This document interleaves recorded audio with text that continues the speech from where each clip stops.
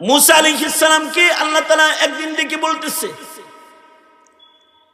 এই মুসা, যাও, মহল্লা থেকে বের হয়ে যাও,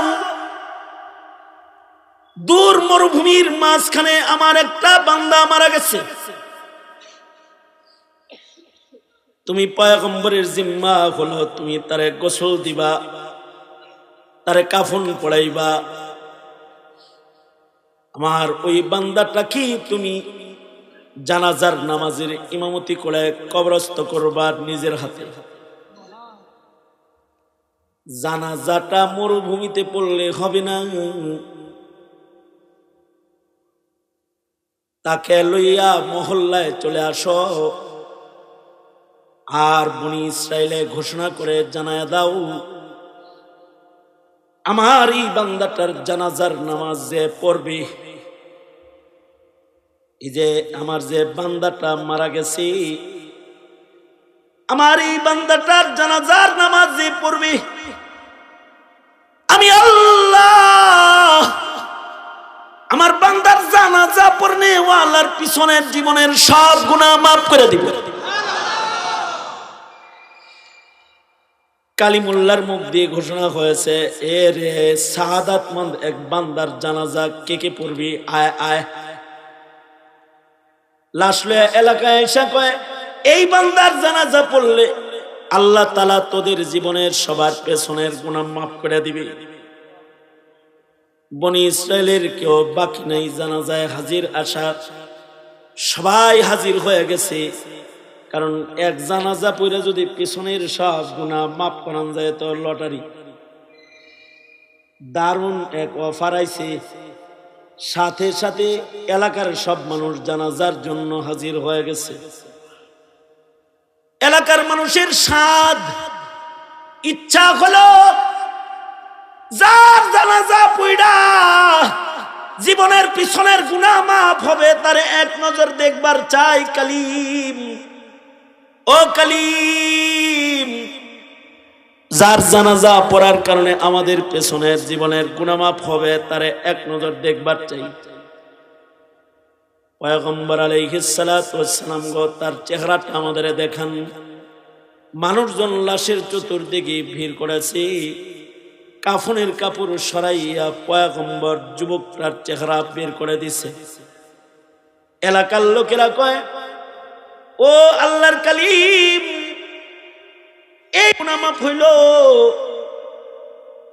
এই যুবক তো সেই যুবক যাকে আমরা সবাই মিলা এলাকার থেকে বাইর করে দিয়েছিলাম, অবাঞ্ছিত ঘোষণা করে তাকে বনি ইসরাইল থেকে বের করে দেয়া হয়েছে, কারণ সে জিনাকার, সে মদখোর, সে পাপাচারী, এত বেশি পাপ কার্য সে সম্পাদন করে যে বনি ইসরাইলের মান্না সালওয়া খাওয়া নেককাররা তাকে নিজেদের সাথে রাখে নাই, সবাই মিলা তাকে বহিষ্কার করেছে, গ্রাম থেকে বের করে দিয়েছে কয়েক বছর আগে। কিন্তু এই আল্লাহর বান্দা, সে আল্লাহর এত প্রিয় মাহবুব কেমনে হইল যে তার জানাজার নামাজ পড়া এলাকার লোকেরা মাপ পাইল, এলাকার মহল্লার মানুষের গুনাহ খাতা ক্ষমা হইল। পয়গম্বর মুসা আলাইহিস সালাম নিজ বনি ইসরাইলের প্রশ্ন লইয়া আল্লাহর কাছে হাজির। ওগো আল্লাহ, সবাই মিলা তোমার যে বান্দাটাকে অবাঞ্ছিত করে বাইর করে দিছে, তারই জানাজা কিনা পেছনের জিন্দেগির গুনাহ মাফের জন্য তুমি বাহানা বানাইলা, কি এমন নেক কাজ তোমার এই গোলামে করলো গো আল্লাহ, আমি কালিম জানতে চাই। আল্লাহ তাআলা বলে, মুসা, সবাই মিলা আমার বান্দাকে বাইর করে দিছো, সে কার কাছে যাবে, কোথায় যাবে, তার যাওয়ার কোনো জায়গা নাই। কয়েকটা ছাগল লইয়া সে মরুভূমিতে আশ্রয় গ্রহণ করেছে। দিনের বেলায় ছাগলকে ঘাস খাওয়াই, সন্ধ্যা বেলায় ছাগলের একটু দুধ দহন করে ক্ষুধার জ্বালা মিটায়। তার যাওয়ার কোনো জায়গা নাই, সে আমি আল্লাহর কাছে আশ্রয় চেয়েছে। বলে, আল্লাহ আমি তওবা করলাম, তুমি আমারে মাফ করে দাও। সবাই তাড়ায় দিছে, তুমি কিন্তু আমাকে তাড়ায় দিও না। এভাবেই মরুভূমির মাঝখানে ছাগলের দুধ দহন করে করে খায় আর মরুপ্রান্তরে দিন কাটায়। হঠাৎ করে তার জ্বর হয়েছে, অসুস্থ হয়ে গেছে, সেবা করার কেউ নাই। মরুভূমির মাঝখান থেকে খানা পিনা পানি সংগ্রহ করার শক্তিও তার নাই। প্রচন্ড রৌদ্রে মরুপ্রান্তরের ভেতরে আমার অসুস্থ বান্দাটা যখন মৃত্যুবরণ করতেছিল, তখন সে পিয়াস যন্ত্রণায় যখন তার মৃত্যু হইতেছিল, তখন একবার ডান দিকে তাকায়, একবার বাম দিকে তাকায়, একবার সামনে তাকায়, একবার পেছনে তাকায়, দেখে কেউ নাই। তখন মৃত্যুর আগে আমার বান্দা কয়, আল্লাহ, আমি না তওবা করেছি, কিন্তু আমি আজকে এত অসহায়, ডান দিকে তাকায় দেখলাম এক ঢোক পানি দেওয়ার কেউ আমাকে নাই, বাম দিকে তাকায় দেখলাম আমাকে সহযোগিতা করার কেউ আমার নাই, সামনে তাকায় দেখলাম কেউ আমার নাই। কিন্তু আল্লাহ, এখন তো দেখি আমার আছে শুধু আমার মাওলা আল্লাহ। ওগো আল্লাহ, তুমি ছাড়া তো আমার আর কেউ নাই। সবাই আমাকে ঘাড় ধরে বাইর করে দিছে, মরুভূমিতে আমি আশ্রয় পেয়েছি, কিন্তু মাওলা গো, তুমি যদি আমাকে তাড়ায় দাও, আমার তো আর কোথাও জায়গা নাই মাওলা, আমার কেউ নাই, কিন্তু তুমি আছো আল্লাহ। মরণের আগে শেষ দরখাস্ত গো আল্লাহ, সবাই আমাকে মহল্লার থেকে বাইর করছে, তুমি কিন্তু তোমার বান্দার দল থেকে আমারে বাইর করে দিও না আল্লাহ। ও মুসা, আমার বান্দাটা মরুপ্রান্তরে এমন একটি তওবা করেছে, সে তওবা করে তার গুনার জন্য ক্ষমা চাইছে, কিন্তু তার তওবার তরিকা, তওবার কাইফিয়াতটা তো এমন ছিল, এমন একটা তওবার পরে সে যদি নিজের জন্য ক্ষমা না চায়া তোমাদের সবার জন্য, বনি ইসরাইলের জন্য যদি সে ক্ষমা চাইতো, তাহলে তাই আমি তওবার ওজনে, তার তওবার কারণে বনি ইসরাইলের সকলের আমি মাফ করে দিতাম। যেহেতু সে নিজের জন্যই ক্ষমা চাইছে, তার তওবায় আমি খুশি হইয়া আমার বান্দাটাকে বনি ইসরাইলের মানুষদের গুনাহ মাফের জন্য উসিলা বানালাম। আমার প্রিয় বান্দার জানাজা যে পড়বে, এমন একটা তওবাকারী বান্দার আমার কাছে এত দাম, এমন বান্দার জানাজাও যে পড়বে, আমি আল্লাহ তার পেছনের সব গুনাহ মাফ করে দিব বলে ঘোষণা দিলাম।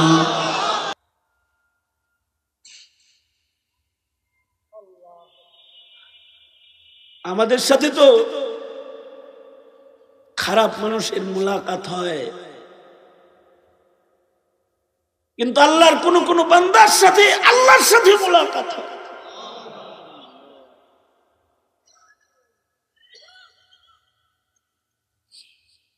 কঠিন আমল না, ওযু করা লাগবে, খালি আমার মালিকের শান বর্ণনা আছে, এটা পড়তে হইব, খালি রব খুশি হয়ে যাব।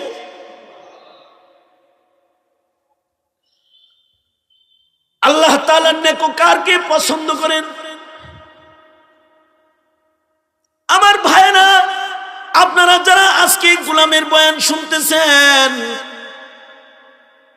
আমার এই সময় পর্যন্ত কথাগুলো শোনার পরে যদি আপনাদের হৃদয়ের ভেতরে সামান্য আফসোস জন্ম হইয়া থাকে, হায় রে, ইমামে আজম 40 বছর এশার ওযু দিয়া ফজর পড়লো, হায় রে, আব্দুল্লাহ ইবনুল মুবারক সারা জিন্দেগি রাতের নামাজ পড়লো, হায় রে, আল্লাহর কত পেয়ারারা 1 রাকাত 2 রাকাত নামাজি আল্লাহর কোরআন খতম করলো, সারা রাত জিকির করলো, ইবাদত করলো। প্রতিদিন ইমামে আবু ইউসুফ 200 রাকাত নফল নামাজ পড়লো, আর আমার 40 বছরের ফরজ নামাজ কাজা হয়ে গেছে, 30 বছরের তকবিরে উলা নষ্ট হয়ে গেছে, তকবিরে উলার হিফাজত হয় নাই, আল্লাহ পাকের গোলামি হক আদায় করে আমার করা হয় নাই, অন্যায় হয়ে গেছে, জিন্দেগি নষ্ট করে ফেলেছি, শয়তান খুশি হয়ে গেছে। এখন আমার তো রবকে খুশি করতে হবে। যদি এই হিসাব কারণ আইসা যায় থাকি, তাহলে তার জন্য আল্লাহর মাহবুব হওয়ার আফজাল আমল হলো এই মজমায় এখন যদি সে দিল ভরা ব্যথা লইয়া তার মুখ দিয়া যদি উচ্চারিত হয় আস্তাগফিরুল্লাহ রাব্বি মিন কুল্লি যামব, ওগো আল্লাহ, আমি আমার পিছনের জিন্দেগীর সব গুনার জন্য তোমার কাছে তওবা করতেছি মালিক। জীবনে বুঝি নাই জিন্দেগীর মূল্যবান হায়াত আমি অনেক নষ্ট করেছি, আজ থেকে তওবা করলাম, আর নামাজ কাজা করব না, আর বেপরদা চলবো না, আর মিথ্যা কথা বলবো না, আর কোরআন থেকে দূরে থাকবো না, তোমার কোরআন পড়ব, আর তোমার জিকির থেকে নিজের জবানকে দূরে রাখবো না, তোমার নামের জিকির দিয়া আমি আমার জিহ্বাকে এখন থেকে বিজায় রাখবো। যদি এমন কোনো অনুশোচনা কোনো আল্লাহর বান্দার এসে যায়, আর যদি তার মুখে ইস্তেগফার উচ্চারিত হয়, তবে খুশখবরি লইয়া ঢাকা থেকে সফর করে এসে মাদারীপুরবাসী আপনাদের কাছে এসেছি। আমার মাওলায় বলে ইন্নাল্লাহা ইউহিব্বুত তাওয়াবিন, যারা তওবা করে মহান আল্লাহ তাদেরকে ভালোবাসে। যদি দিল থেকে কোনো বান্দা তওবার বাণী উচ্চারণ করে, আল্লাহ তাআলা ওই বান্দাদের জন্য ভালোবাসার দুয়ার খুলে। আল্লাহর ভালোবাসা এমন প্রশস্ত কায়দায় বান্দার কাছে এসে যায়, উলাইকা ইউবাদদিলুল্লাহু সাইয়্যাতিহিম হাসানাত, বান্দার কৃত জিন্দেগীর সব গুনাহ যা আমলনামায় আছে একটা খালিস তওবা হইয়া গেলে আল্লাহ তাআলা খুশি হইয়া বান্দার জিন্দেগীর সব গুনাহকে নেকির দ্বারায় পরিবর্তন করে নেকির জায়গাটা আল্লাহ তাআলা গুনার জায়গাটা নেক দিয়া ভইরা আমল নামাটাকে নুরানি বানায়া দেয়।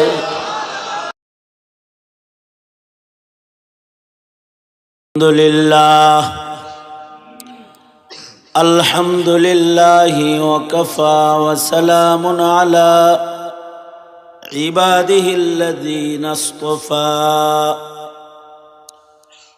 আম্মা বা'দু ফাআউযু বিল্লাহি মিনাশ শাইতানির রাজীম।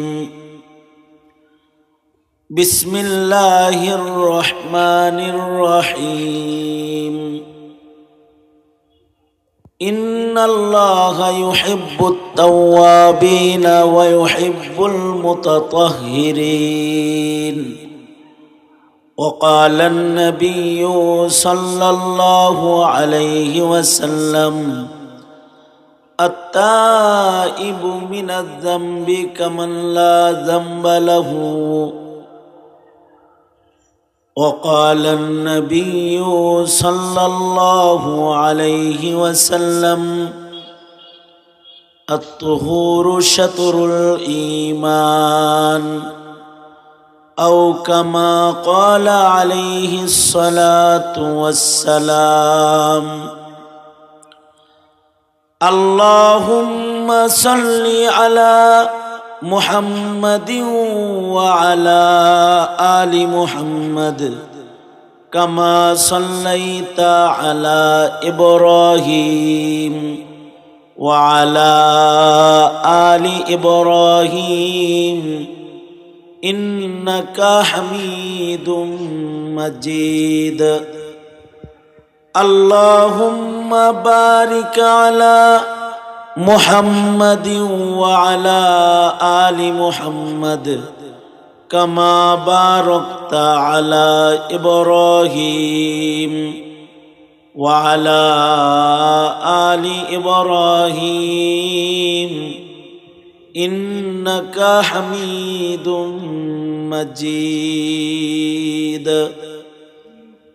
চরমুগুরিয়া হাফিজি নুরানি মাদ্রাসার হাফেজ ছাত্রদের দস্তারবন্দি উপলক্ষে আয়োজিত মহতি মাহফিলের মোহতারাম সাদার, উপস্থিত হযরত বুজুর্গ উলামায়ে কেরাম, সম্মুখবাণে সমবেত দিন প্রিয়, ইসলাম প্রিয়, দিনদার ইমানদার মুমিন মুসলমান ভাইরা, বুড়া বাবারা, যুবক ভাইরা, পর্দার আড়াল থেকে আলোচনায় শামিল মা বোনেরা, আল্লাহর দরবারে শুকর, আল্লাহ তাআলা আমাদেরকে দ্বীনী নসিহতের মজলিসে, মাহফিলে, উলামাদের সোহবতে আসার বসার তৌফিক দান করেছেন।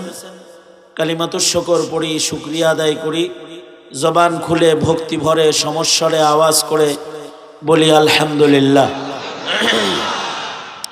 এত সময় পর্যন্ত উলামা হযরতগণ গুরুত্বপূর্ণ নসিহত করেছেন। বরকতের নিয়তে আয়াত ও হাদিস আপনাদের সামনে পেশ করেছি। কিছু কথা আপনাদের সামনে বলবার ইরাদা, আল্লাহ তাআলা কিছু উপকারী আওয়াজ, উপকারী কথা আপনাদের কানে পৌঁছানোর তৌফিক দান করেন। আপনারা দোয়া করুন, বলুন আমিন। কোনো ভূমিকা না দিয়ে আমি সরাসরি কিছু সবক যেটা আপনাদের কানে তাকরার করতে চাই ওই দিকে চলে যাই। আল্লাহ পাকের সৃষ্টি মানুষের ভেতরে দুটি গ্রুপ হবে। একদল মানুষ আল্লাহর মাহবুব, আর একদল মানুষ শয়তানের প্রিয়। একদল মানুষ আল্লাহর প্রিয়, আর একদল হবে শয়তানের প্রিয়। যারা দুনিয়াতে আল্লাহর প্রিয় হবে তারা আখিরাতে আল্লাহর জান্নাতে আল্লাহর কাছে রবে, আর যারা দুনিয়াতে শয়তানের প্রিয় হবে তারা দোজখের আগুনে নিক্ষিপ্ত হবে। সুতরাং প্রত্যেকটা মানুষের মেহনত, চেষ্টা, প্রচেষ্টা, মুজাহাদা এটাই থাকা উচিত, আমি যেন আল্লাহর প্রিয় হই এবং যেন আমি আল্লাহর জান্নাতে পৌঁছে যাই। কি কি প্রসেসে আমরা আল্লাহর প্রিয় হতে পারি এটা যদি একটু খেয়াল করি তাইলে আল্লাহর প্রিয় হওয়ার মেহনতগুলো করা সম্ভব। কোরআনে হাকিমে আল্লাহর প্রিয়দের যে সিফাতগুলো বর্ণনা করেছেন তার ভেতরে মানুষের মধ্যে আল্লাহর প্রিয় মানুষ, মুমিনদের ভেতরে আল্লাহর প্রিয় মুমিনদের একটা সিফাত হলো যেই মুমিনরা নেক কাজ যত বেশি করবে তারা আল্লাহর তত বেশি প্রিয় হবে। ইন্নাল্লাহা ইউহিব্বুল মুহসিনিন, নেককার বান্দা যারা তাদেরকে আল্লাহ তাআলা পছন্দ করেন, ভালোবাসেন, মহব্বত করেন। এ কারণে আমাদের পূর্বের যে মুসলমানরা ছিল তারা নেকির কাজ বেশি করত। তাদের নেকির কাজের তুলনায় আমাদের জিন্দেগিতে যেন নেকির কাজ নাই বললেই চলে। তারা জিন্দেগি ভর নেকি করার মেহনত করত। যেমন সাহাবায়ে কেরাম, ওনারা সারা জনম, সারা বছর 24 ঘন্টা নেকির কাজ করতেন। জিন্দেগির একটা মুহূর্ত নেকির বাইরে যেন না যায় এটা খেয়াল করতেন। যেমন আব্দুল্লাহ ইবনে আমর ইবনুল আস রাদিয়াল্লাহু আনহু, নবীজির একজন সাহাবী, উনি সারা বছর রোজা রাখতেন। শুধুমাত্র নিষিদ্ধ দিন, ঈদের দিন, যে সকল দিনে আল্লাহ পাকের পক্ষ থেকে রোজা রাখা নিষেধ আছে ওই দিনগুলো সারা বছর উনি আল্লাহর রাসূলের কাছ থেকে রোজা রাখার পারমিশন নিয়েছেন। আল্লাহর নবীর কাছে এসে বলে, ওগো আল্লাহর নবী, আমি নেকির কাজ বেশি করতে চাই, সারা বছর আমি রোজা রাখতে চাই। তো আল্লাহর রাসূল বললেন, সারা বছর কেন রোজা রাখবে? সপ্তাহে 2 দিন রোজা রাখো, মাসে 3 দিন আইয়ামে বীজের রোজা রাখো। সাহাবী বলে, আমার শক্তি অনেক বেশি, আমি অল্প নেকি না বেশি নেকি কামাই করতে চাই, সুতরাং আমি সারা বছরই রোজা রাখতে চাই, আপনি পারমিশন দেন আমাকে। আল্লাহর রাসূল তারপরেও বললেন, না সারা বছর রোজা রাখা কঠিন, তুমি সওমে দাউদি রাখো, অর্থাৎ একদিন রোজা রাখো, একদিন ইফতার করো, খানা খাও একদিন, আর একদিন রোজা রাখো, 6 মাস রোজা হবে, 6 মাস ইফতার হবে। সাহাবী বলে না, সরওয়ারে দো আলম মেহেরবানি করে আমাকে প্রতিদিন রোজা রাখার অনুমতি প্রদান করেন। জজবা দেখে আল্লাহর রাসূল প্রতিদিন রোজা রাখার পারমিশন দিয়ে দিলেন। আল্লামা বদরুদ্দিন আইনি শারিহুল বুখারী, উনি বুখারী শরীফের ভেতরে লিখছেন যে 79 বছর বয়স পর্যন্ত বুখারীর সরা ব্যাখ্যা গ্রন্থে উনি লিখেছেন 79 বছর বয়স যখন হয়েছে বুড়া, তখনও উনি প্রতিদিন নফল রোজা রাখতেন। সুবহানাল্লাহ। আগামীকালকে বললেন প্রতিদিন রোজা রাখতেন। যখন বয়স 79 বছর হয়ে গেছে, তো বুড়া বয়সে রোজা রাখতে কষ্ট হয়, রোজা রাখলে মাঝে মধ্যে উনি অসুস্থ হয়ে যায়। তো ডাক্তার এসে ওনাকে দেখা পরামর্শ দিলেন, অসুস্থ বদনতে ফরজ রোজা রাখা নিষেধ আছে, ফরজ রোজাও ভাঙ্গার অনুমতি আছে। আপনার দেহ দুর্বল, আপনার কষ্ট হয়, আপনি প্রতিদিন রোজা রাখা বন্ধ করে দেন। উনি বললেন না, আমার দেহ দুর্বল হইল, আমার ঈমান সবল, আমার দৈহিকভাবে দুর্বলতা থাকলেও আমার ঈমানি শক্তি আছে। নবীজির কাছ থেকে আমি পারমিশন নিছি ডেইলি রোজা রাখার। জীবন থাকতে এই নেকি করার এই জোয়ার, এটাকে আমি ভাটায় পরিণত করতে রাজি না। তো বদরুদ্দিন আইনি রহমতুল্লাহ আলাইহি লেখেন, জীবনের শেষ নিঃশ্বাস পর্যন্ত প্রতিদিন রোজা রাখছেন। যেদিন উনি ইন্তেকাল করেন ওই দিনও নফল রোজা ছিলেন, রোজার হালতে ওনার ইন্তেকাল হয়েছে। এত নেকি করতেন, নেকি করতে করতে ইন্তেকাল করছেন। আল্লাহর রাসূল সাল্লাল্লাহু আলাইহি ওয়াসাল্লামের সাহাবীরা অধিক কোরআন পড়তেন, নেকির কাজ করতেন। আমরা তো নফল রোজাও রাখি না, সারা বছরে কোরআন হাতে নেওয়ার সুযোগ পাই না। আর নবীর সাহাবীরা যেমন হযরত উবাই ইবনে কাব রাদিয়াল্লাহু আনহু, উসমান ইবনে আফফান রাদিয়াল্লাহু আনহু, হযরত তামিমে দারি রাদিয়াল্লাহু আনহু, ওনারা 1 রাকাত 2 রাকাত নামাজে আল্লাহর কোরআন পুরাটা খতম করতেন। অর্থাৎ 1 রাকাত নামাজের ভিতরে কোরআন খতম শেষ, 2 রাকাত নামাজের ভিতরে কোরআন খতম শেষ। এজন্য ওনাদের ঈমানি শক্তি অনেক ছিল। একবার মদিনাতুল মুনাওয়ারাতে পাহাড়ের গুহার থেকে আগুন বের হইল। এটা আগুন আস্তে আস্তে মহল্লার দিকে আসতেছে। মাঝে মধ্যে পানির ভেতরে আগুন আইসা যায়, যেমন সুনামির ভেতরে পানির ভেতরে আগুন আইসে। টর্নেডোর সময় বাতাসের ভেতরে আগুন আসে, মানুষের গুনাহের কারণে এরকম হয়। পাহাড়ি এলাকায় কখনো কখনো গুহার থেকে আগুন বের হয়, আযাবের আগুন। মানুষের অপরাধের কারণে এমন অনেক সময় আল্লাহর পক্ষ থেকে ইমতিহান আইসা যায়। হযরত ওমরের শাসনামল মদিনাতুল মুনাওয়ারার গুহা থেকে আগুন বের হইতেছে। হযরত ওমর খলিফাতুল মুসলিমিন, ওনার কাছে খবর গেল যে আমিরুল মুমিনিন গুহা থেকে আগুন বেরে আগুন মদিনার দিকে আসতেছে। হযরত ওমর রাদিয়াল্লাহু আনহু, তিনি নবীজির সবচেয়ে কম বয়স্ক সাহাবী তামিমে দারিকে ডেকে বললেন, এই তামিমে দারি, আগুন নাকি আইতাছে, আগুন রে পিছনে যাইতে বলো, ওকে শাসন করে ঘুরায় দাও। হযরত তামিমে দারি খালি হাতে বের হয়ে গেলেন। আগুন আসতেছে, উনি আগুনের সামনে যায় এমনি দাঁড়াইলেন।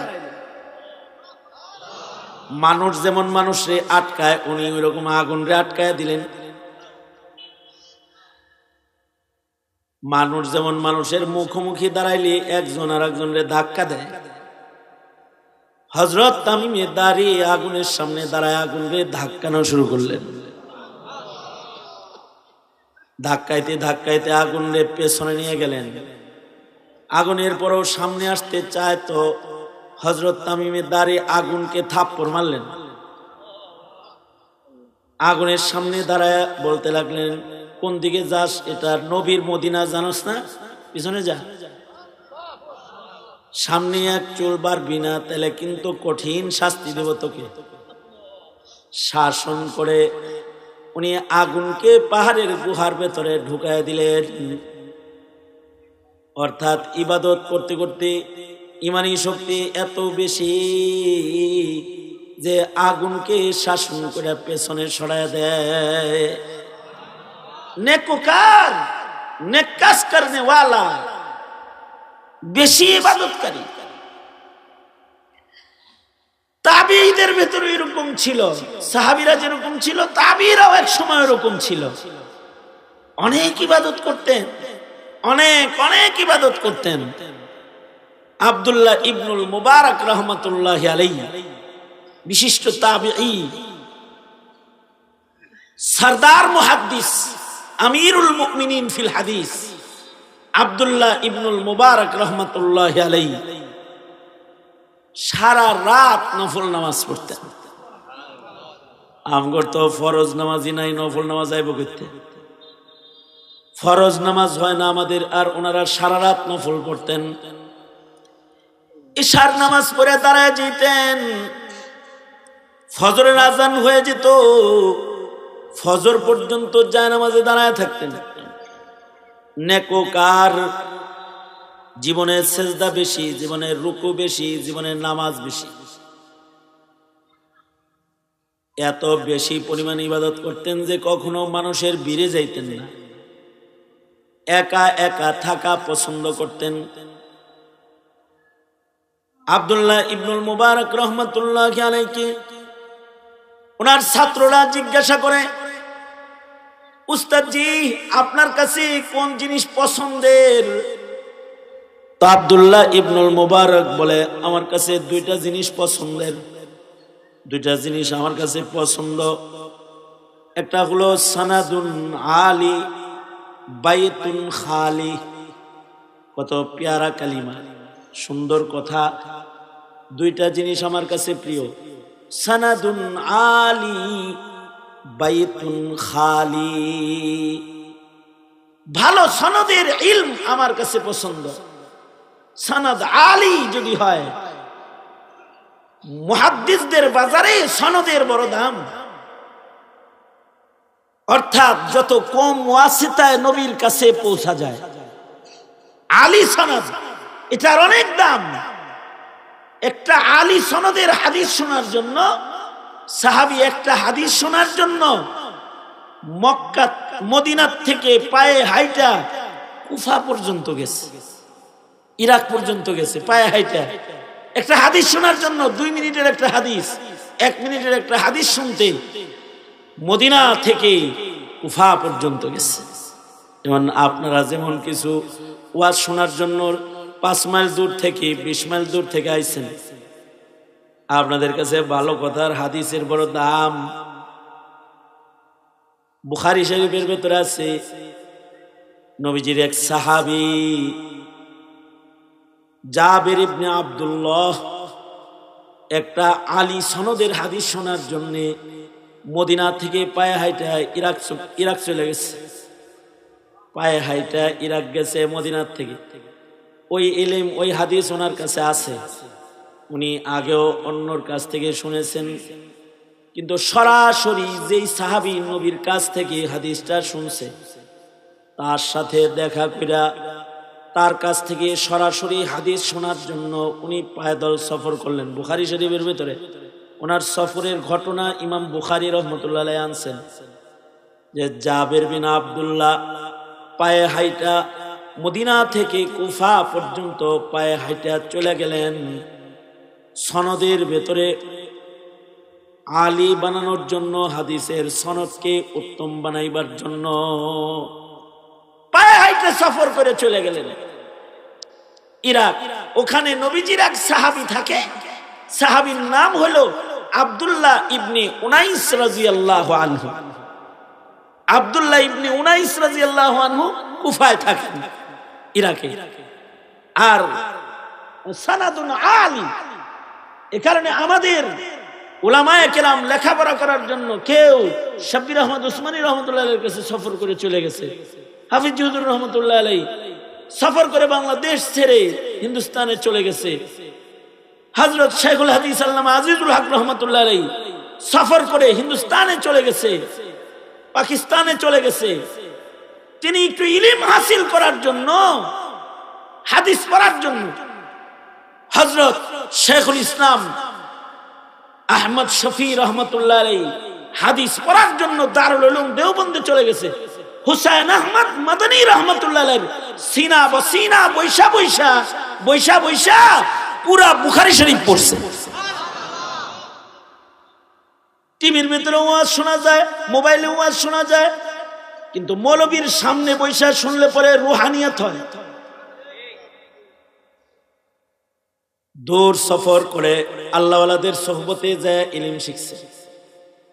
আব্দুল্লাহ ইবনুল মুবারক বলে, আমার কাছে দুটি জিনিস প্রিয়, একটা হলো সানাদুন আলী, যার তার কাছ থেকে ইলম নিতে হয় না, ইলম সনদওয়ালার কাছ থেকে নিতে হয়, আলী সনদওয়ালার কাছ থেকে নিতে হয়, যার তার ওয়াজও শুনতে হয় না।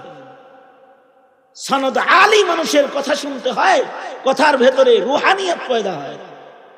এখন তো বাদ দলে শরীয়ত মারফত কয়, হেডাও শুনে ওয়াজ মনে করে বয়ে রয়েছেন কেন, শোনে না কি? গান গাইতেছে তাও নাকি শরীয়ত মারফতের ওয়াজ করতেছে। আলী সনদ, ভালো কথার কদর, সফর করে শত শত মাইল দূরে চলে যায়।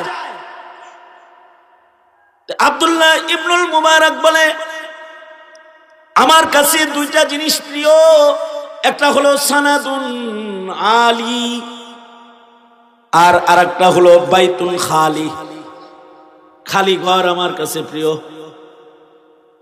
আমাদের কাছে হইলো বড় ঘর প্রিয়, যে ঘরে টিভি আছে, কম্পিউটার আছে, ওয়াইফাই আছে, ছবি আছে, মূর্তি আছে।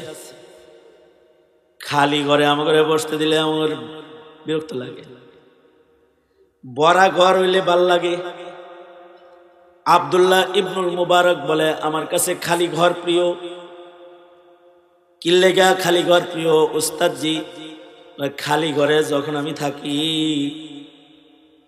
তখন আমি আল্লাহর সাথে থাকি, নবীর সাথে থাকি, সাহাবীদের সাথে গল্প করি।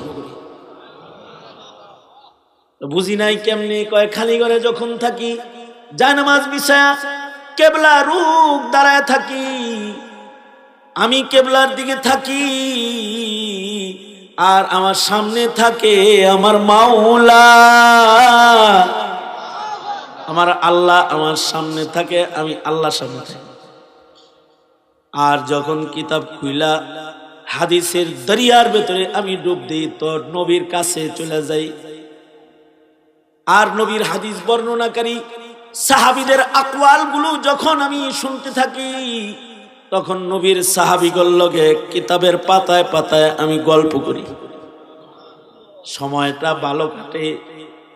বাইতুন খালি সানাদুন আলী, খালি ঘর পছন্দের, কারণ খালি ঘরে বন্দেগি বেশি হয়, আর ভরা ঘরে জিন্দেগি নষ্ট হয়। খালি ঘরে কি হয়? বন্দেগি বেশি হয়। টিভির ঘর, কম্পিউটারের ঘর, সিনেমার ঘর, বাজার, মানুষ বেশি, জিন্দেগি নষ্ট হয়। সঙ্গত কারণে আমরা তো জালওয়াত পছন্দ,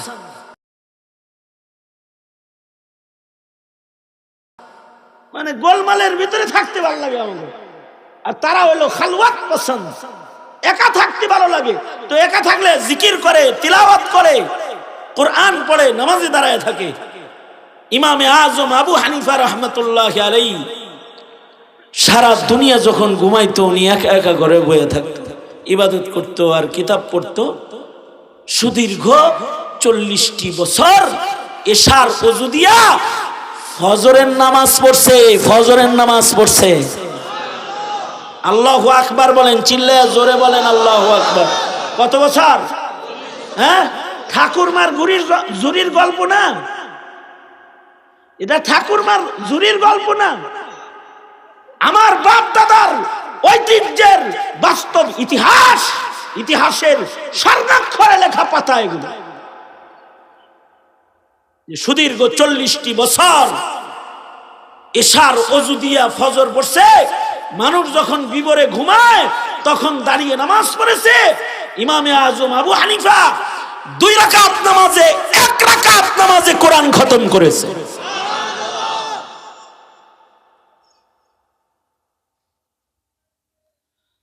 সাঈদ ইবনে জুবাইর রহমাতুল্লাহি আলাইহি 2 রাকাত নামাজে 1 রাকাত নামাজে টোটাল কোরআন মজিদ খতম করেছে। আমাদের বাপ দাদারা এখনো 10 পারা 15 পারা কোরআন মজিদ পড়ে।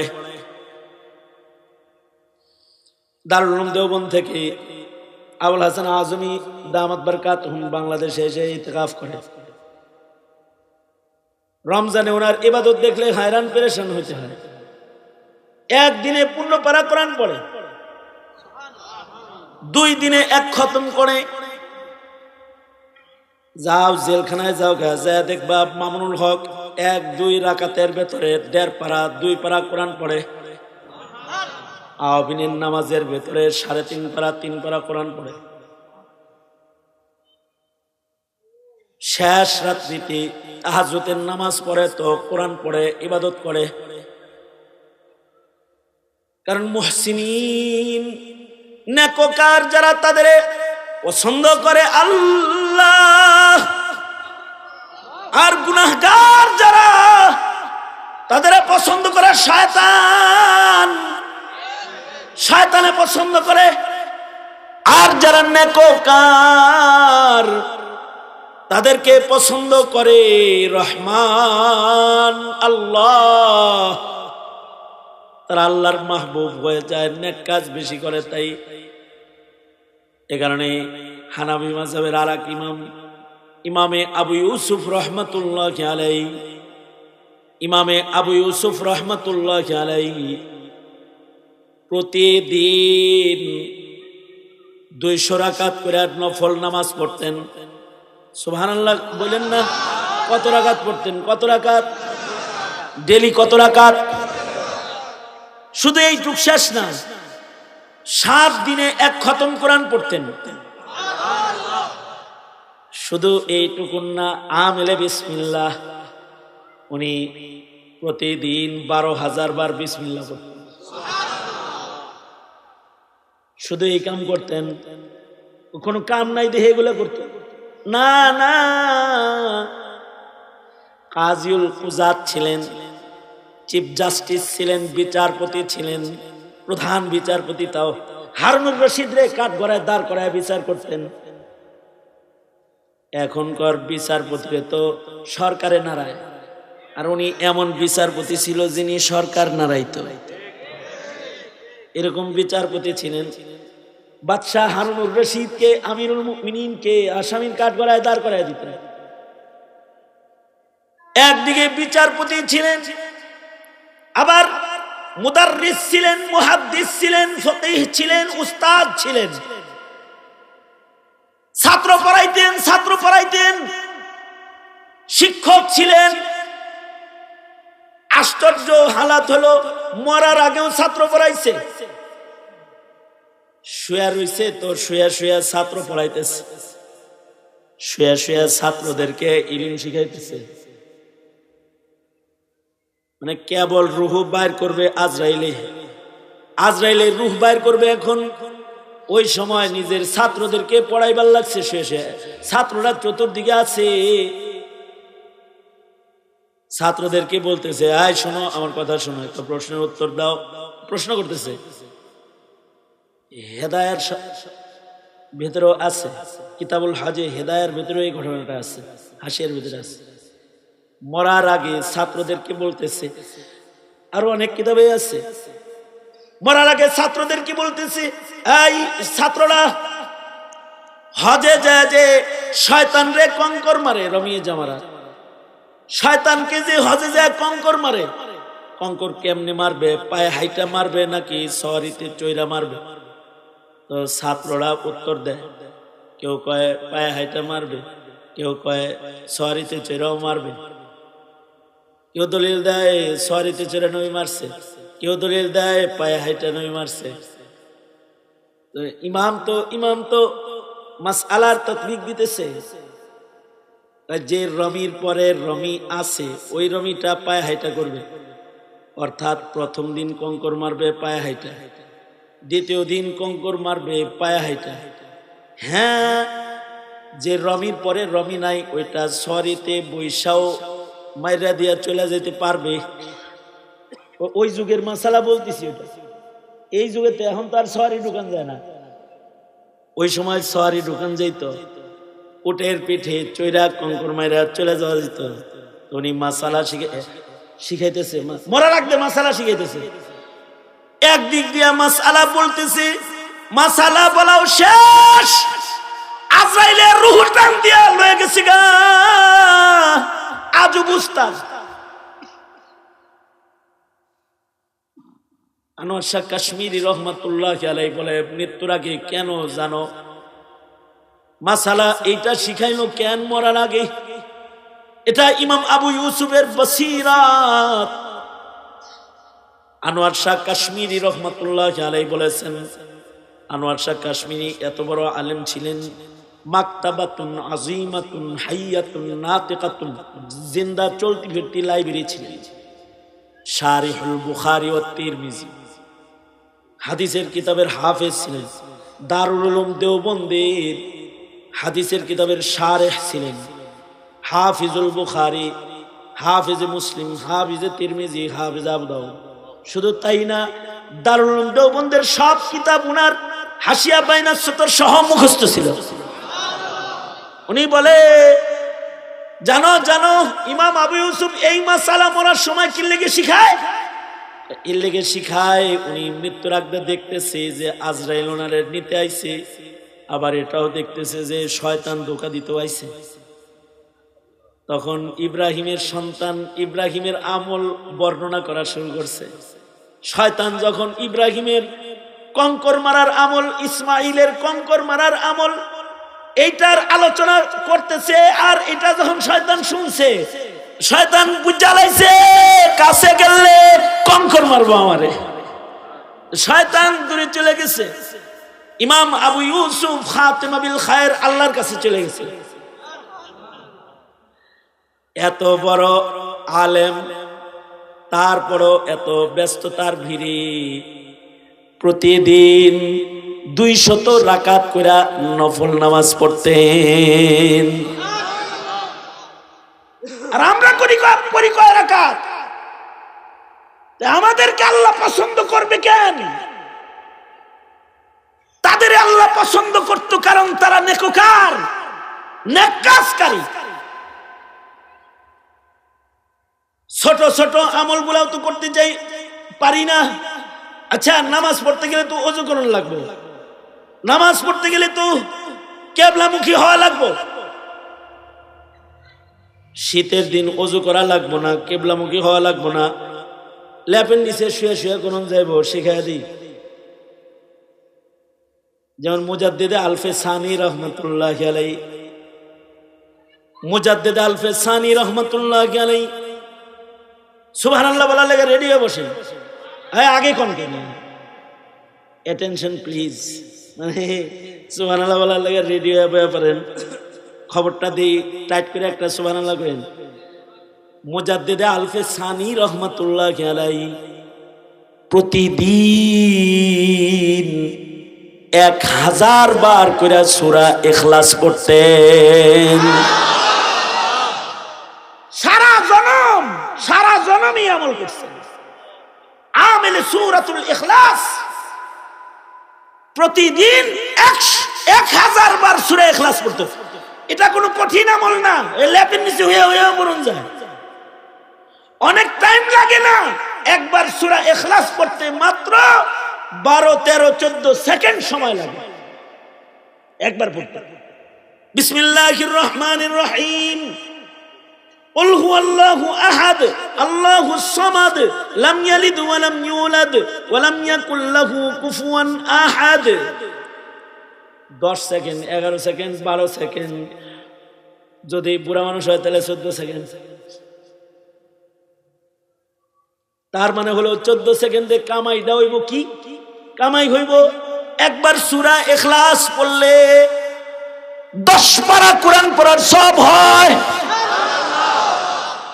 2 বার পড়লে 20 পারা পড়ার সব হয়, 3 বার সূরা ইখলাস পড়লে পড়ে 1 খতম কোরআন পড়ার সব হয়, 6 বার সূরা ইখলাস পড়লে 2 খতম পড়ার সব হয়, 9 বার সূরা ইখলাস পড়লে 3 খতম পড়ার সব হয়।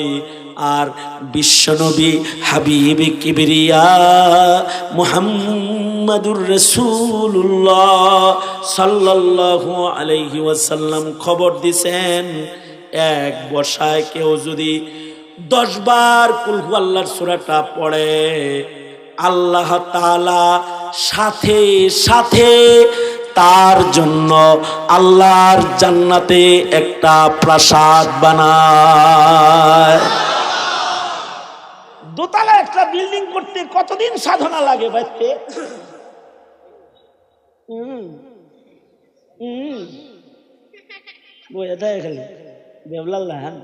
কিচ্ছু বুঝে না। দোতলা একটা বিল্ডিং করতে আজকে শীত বেশি, আজকে ওয়াজ শেষ হয়ে যায়, তাড়াতাড়ি তাড়াতাড়ি শেষ করে আলাই। আজকে আমারও শীতে ধরছে। দোতলা একটা বিল্ডিং করতে 30 বছর চাকরি করে পেনশনের টাকা জমা করে হের পরে বুড়া বয়সে লাঠি লয়ে বৈশা বৈশা দোতলা একটা বিল্ডিং। আর যদি ঘুষ খায় আঙ্গুল ফিলি কলা গাছ হয়ে যায় তাহলে অবশ্যই এক রাত্রে কেউ বানায়। অথবা 5 বছর 10 বছর প্রবাসে বিবি বাচ্চা রেখে একাকী জীবন থেকে বাবার জানাজা মায়ের দাফন হারায়া একাকী জীবন কাটায়া তারপরে 3 তলা একটা বিল্ডিং বানায়, তাও এটা ভূমিকম্প আইলে নড়ে চলে, ঠিক না? কিন্তু যদি 10 বার সূরা ইখলাস পড়ে তাহলে সময় লাগবে 2 minute 10 second 20 second 30 second total. যত ধীরে ধীরে পড়ুক, মোটামুটি চালকেরা পড়লে 10 বার পড়তে আমি হিসাব করে দেখছি যে সুন্দর করে তাসবিহ সহ পড়লে কয় মিনিট লাগে, তো দেখছি যে কোনোদিন 2 মিনিট 10 সেকেন্ডে শেষ করে হারাইছি। 2 মিনিট 10 সেকেন্ডে বিসমিল্লাহ সহ সূরা ইখলাস 10 বার কমপ্লিট। 2 মিনিটে একটা জান্নাতে বাড়ি হইছে। সুবহানাল্লাহ। আগামীকাল, আরে না আগামীকাল বলেন, আগামীকাল বলেন, নেকি বেশি হয়ে গেছে তো। জোরে আওয়াজ করে বলেন সুবহানাল্লাহ, জোরে বলেন আলহামদুলিল্লাহ, বলেন লা ইলাহা ইল্লাল্লাহ, আল্লাহু আকবার। আরো জোরে, আরো জোরে, জোর হলো না। আল্লাহু আকবার জোরে বললে পরে শয়তান দূরে যায়, আল্লাহু আকবার জোরে বললে পরে ঈমান বাইরে যায়, আল্লাহু আকবার জোরে বললে পরে আল্লাহ খুশি হয়, আল্লাহু আকবার জোরে বললে দুশমন ডরায়, দুশমন ভয় পায়, ঠিক কিনা? জোরে আওয়াজ করে বলেন, তো জোরে চিৎকার করে বলেন আল্লাহু আকবার। হয় নাই এই শীতের ভিতরে একটু শরীরটা গরম হয় বলে চিল্লায় জোরে সরে বলেন আল্লাহু আকবার। ঘুমান নাই তো আবার? এর ভেতরেও যদি ঘুম ধরে তাহলে আপনি কানে ধরে খাড়ায় থাকেন, মানে এই আওয়াজের ভিতরেও যদি ঘুম ধরে তাহলে কানে ধরে দাঁড়ায় থাকেন, তাহলে আর ঘুম ধরবে না। আল্লাহ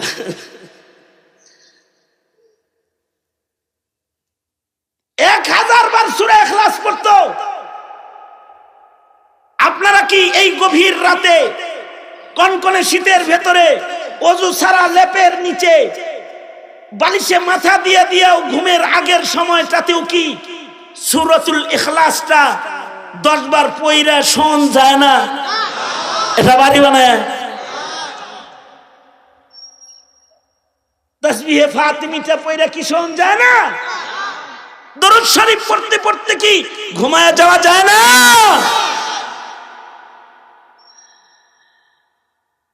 সূরাতুল ইখলাস পড়ে পড়ে আমল করে ঘুমানোর বরকতে খালি জান্নাত না মিয়া, ওই জান্নাত না। শেখ ইউনুস রহমতুল্লাহি আলাইহি উলামায়ে উজ্জাবদের অন্যতম একজন, শেখ জাকারিয়া রহমতুল্লাহ আলাইহির খলিফা শেখুল হাদিস ইউনুস রহমতুল্লাহি আলাইহি, যিনি ছাত্ররা ওনারে বলছেন বিয়ে করবেন না, উনি বলছেন আমার হাদিসের কিতাবের লগে বিয়ে শাদী হয়ে গেছে, নাকাহতু বিল বুখারী, আমি হাদিস পড়ে যে মজা পাই মানুষ বাসর ঘরে ওই মজা পায় না, এটা বলতেন। এবং বিবাহ করেন নাই উলামায়ে উজ্জাবদের অন্যতম একজন শেখ ইউনুস রহমতুল্লাহি আলাইহি, তিনি এই আমল করতেন, সূরা ইখলাস পড়ে পড়ে ঘুমাইতেন। আর একদিন তো ওনার গোপন রাজ উনি বলে ফেলেছেন জমানার আরেক বুজুর্গের কাছে যে আলহামদুলিল্লাহ, ইউনুসের জীবনের সার্থকতা, ইউনুসের সাথে তার রবের সাথে স্বপ্নে 2 বার মোলাকাত হয়েছে।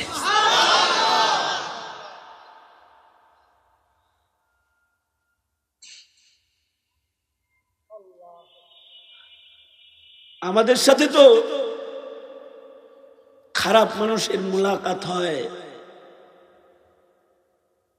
কিন্তু আল্লাহর কোন কোন বান্দার সাথে আল্লাহর সাথে মোলাকাত হয়।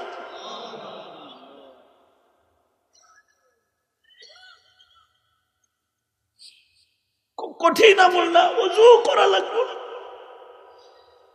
খালি আমার মালিকের শান বর্ণনা আছে, এটা পড়তে হইব, খালি রব খুশি হয়ে যাইব।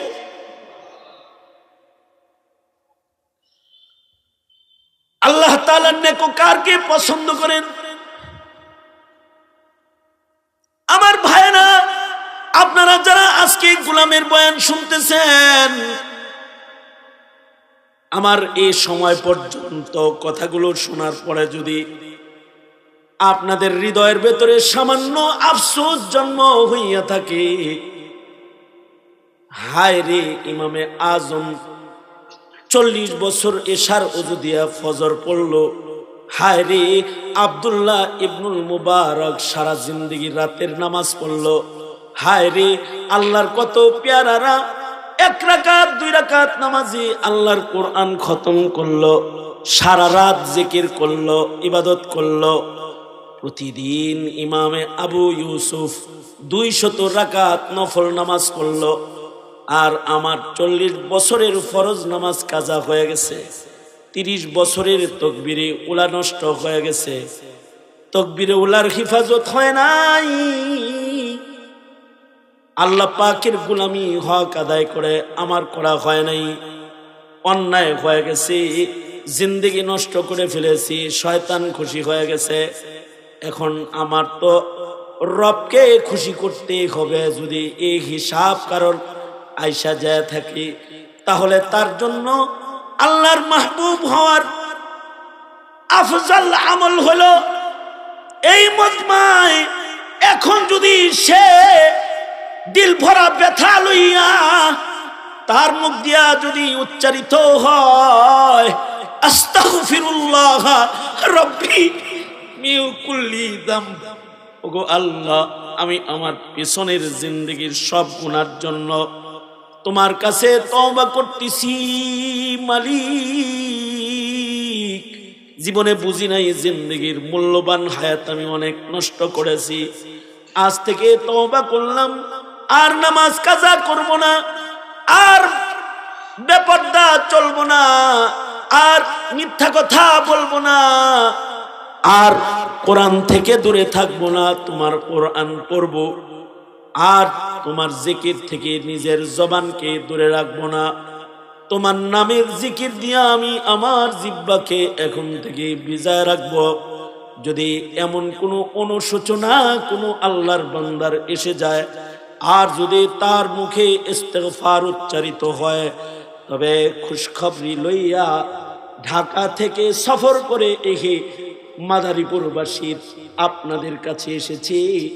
আমার মাওলায় বলে, ইন্নাল্লাহা ইউহিব্বুত তাওয়াবিন, যারা তওবা করে মহান আল্লাহ তাদেরকে ভালোবাসে।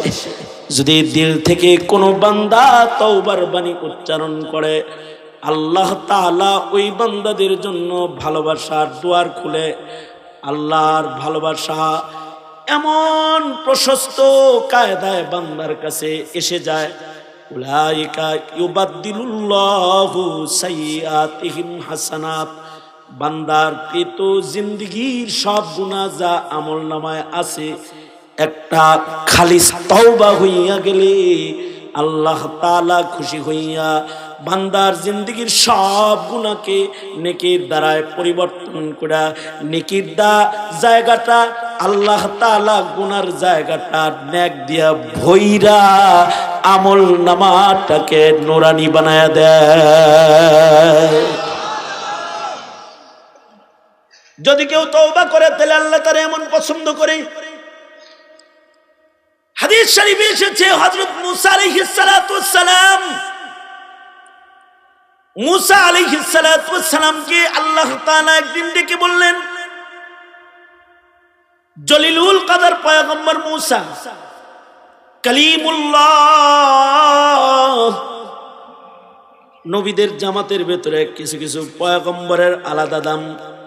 যেমন আমাদের নবী হাবিবুল্লাহ, আমাদের বাবা খলিলুল্লাহ, হযরত ঈসা রূহুল্লাহ, মুসা কালিমুল্লাহ। আলাদা শান মুসা আলাইহিস সালাতু ওয়াস সালামের। এই জলিলুল কদর পয়গম্বর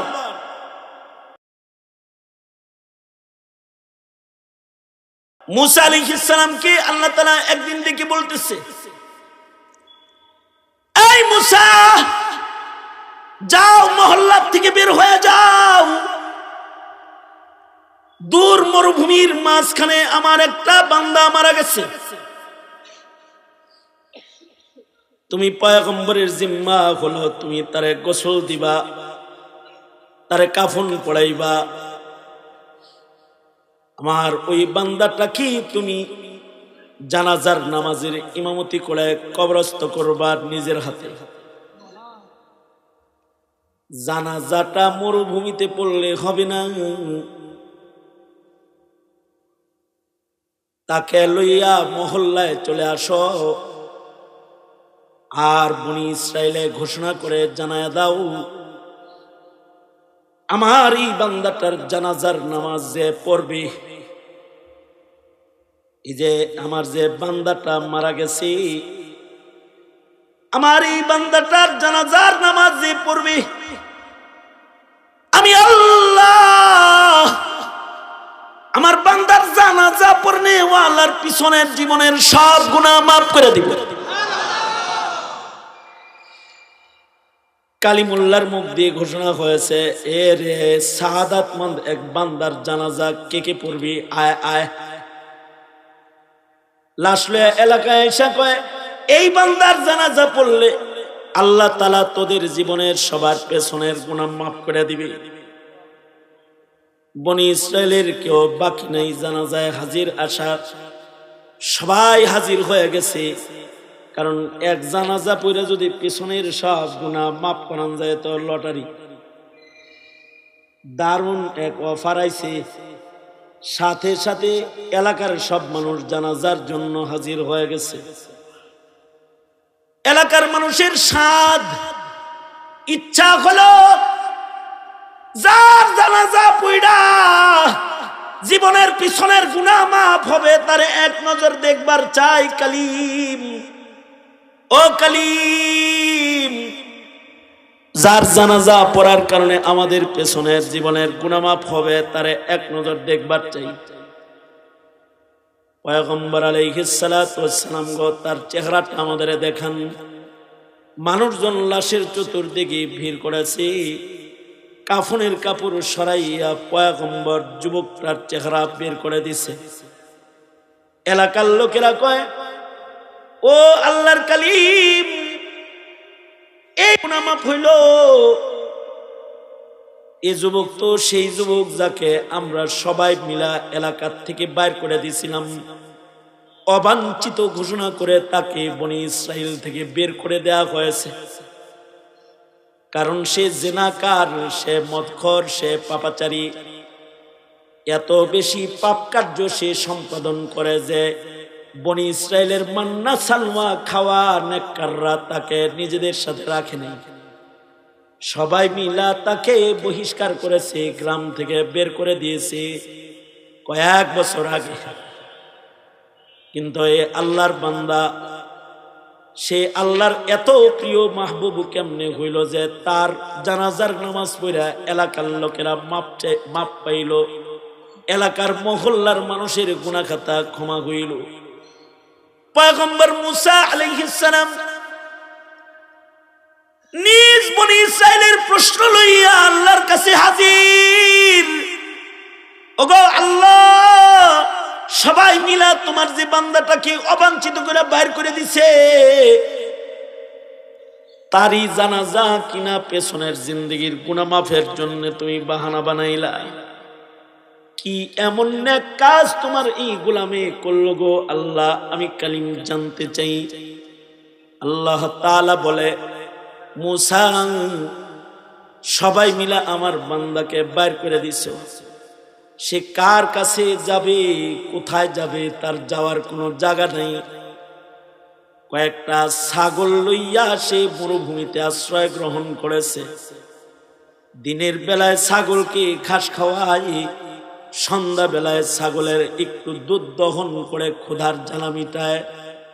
তার যাওয়ার কোনো জায়গা নাই, সে আমি আল্লাহর কাছে আশ্রয় চেয়েছে। বলে, আল্লাহ আমি তওবা করলাম, তুমি আমারে মাফ করে দাও। সবাই তাড়ায় দিছে, তুমি কিন্তু আমাকে তাড়ায় দিও না। এভাবেই মরুভূমির মাঝখানে ছাগলের দুধ দহন করে করে খায় আর মরুপ্রান্তরে দিন কাটায়।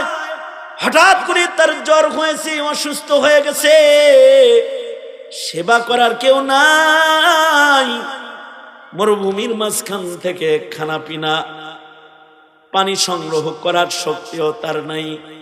প্রচন্ড রৌদ্রে মরুপ্রান্তরের ভেতরে আমার অসুস্থ বান্দাটা যখন মৃত্যুবরণ করতেছিল, তখন সে পিয়াস যন্ত্রণায় যখন তার মৃত্যু হইতেছিল, তখন একবার ডান দিকে তাকায়, একবার বাম দিকে তাকায়, একবার সামনে তাকায়, একবার পেছনে তাকায়, দেখে কেউ নাই। তখন মৃত্যুর আগে আমার বান্দা কয়, আল্লাহ আমি না তওবা করেছি, কিন্তু আমি আজকে এত অসহায়, ডান দিকে তাকায় দেখলাম এক ঢোক পানি দেওয়ার কেউ আমাকে নাই, বাম দিকে তাকায় দেখলাম আমাকে সহযোগিতা করার কেউ আমার নাই, সামনে তাকায় দেখলাম কেউ আমার নাই। কিন্তু আল্লাহ এখন তো দেখি আমার আছে শুধু আমার মাওলা আল্লাহ। ওগো আল্লাহ, তুমি ছাড়া তো আমার আর কেউ নাই। সবাই আমাকে ঘাড় ধরে বাইর করে দিছে, মরুভূমিতে আমি আশ্রয় পেয়েছি। কিন্তু মাওলা গো, তুমি যদি আমাকে তাড়ায় দাও, আমার তো আর কোথাও জায়গা নাই মাওলা, আমার কেউ নাই, কিন্তু তুমি আছো আল্লাহ। মরণের আগে শেষ দরখাস্ত গো আল্লাহ, সবাই আমাকে মহল্লার থেকে বাইর করছে, তুমি কিন্তু তোমার বান্দার দল থেকে আমারে বাইর করে দিও না আল্লাহ।